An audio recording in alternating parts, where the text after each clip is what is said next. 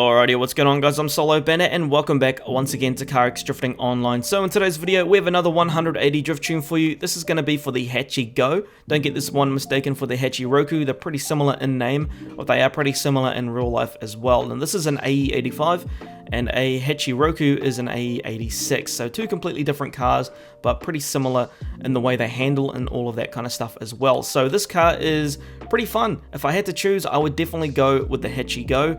It's just my personal preference. You guys might disagree with me there. It's all good. So what I'm going to do is I'm going to jump into just a little bit of a test drive here just to show you guys how this car handles and performs on a slightly larger track, even with smaller corners. So most cars struggle on large tracks, especially if they're underpowered, but I'm just going to show you guys here that this car absolutely has no issues with any of that kind of stuff, and you're still going to be competitive even with hardly any power.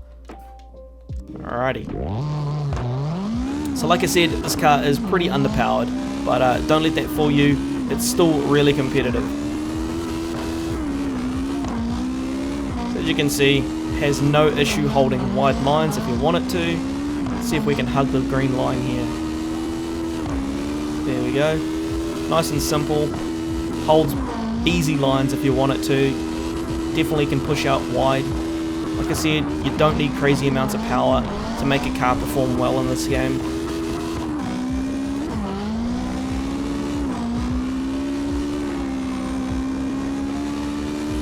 There we go. See if we can pop a bit of a trick up here, eh?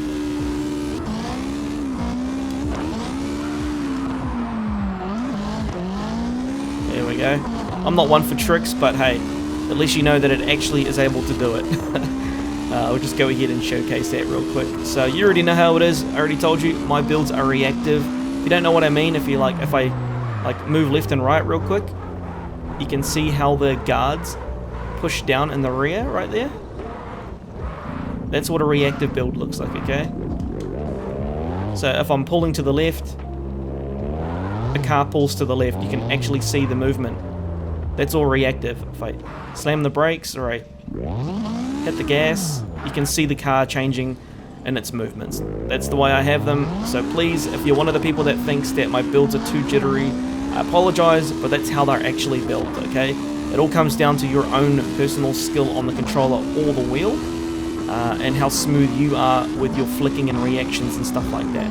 But if you can nail it, this car, as you can see, it has no issues at all, even on a larger track. And just think, if it can kill it on a large track with ease, just imagine what it can do on a small track. You can dominate with no problem at all. And that's literally what this car can do, right? It's actually really, really good.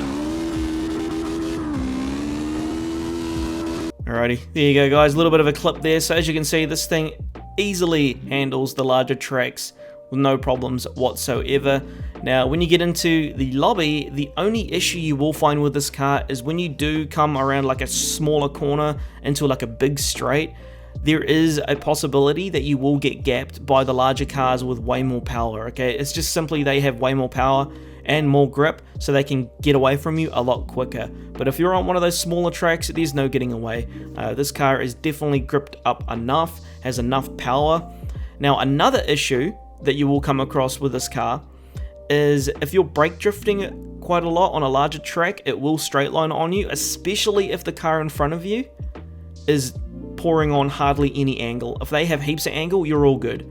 You know, you can drift for days right on his door. But if he's putting on only a little bit of angle, you're going to struggle because the car wants to hold lots of angle. It doesn't like straight lining that much, okay?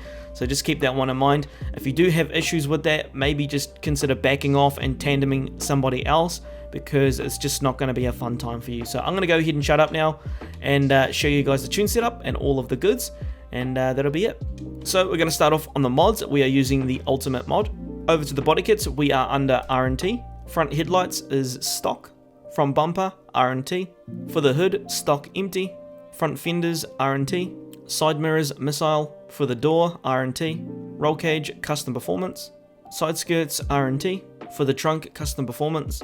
For the rear bumper, bash bar. For the spoiler, stock empty. For the tail lights, stock. For the exhaust, missile. And for the wheels, we are under stock and we are using these ones here. Nice and cheap, only costs you $1,000. So, you know, you can have a field day with this car. You can literally buy every single wheel and your money won't even move.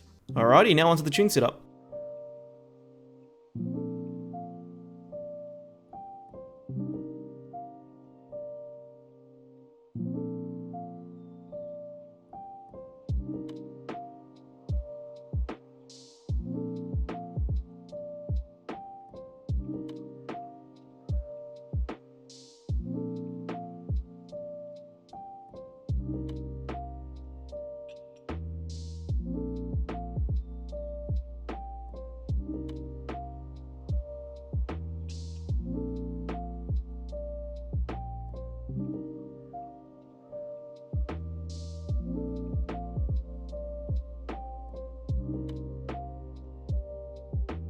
Alrighty, there we go, guys. Hopefully you enjoyed this build. If you did, don't forget to like the video, subscribe if you did enjoy it, so you can keep up to date with all future content. And I might pop out another video today. I don't know, we'll see how it goes. But anyways, that's going to be it for me today, guys. Hopefully you enjoyed this once again. I'm Solo Bandit, and I'll catch you in the next one.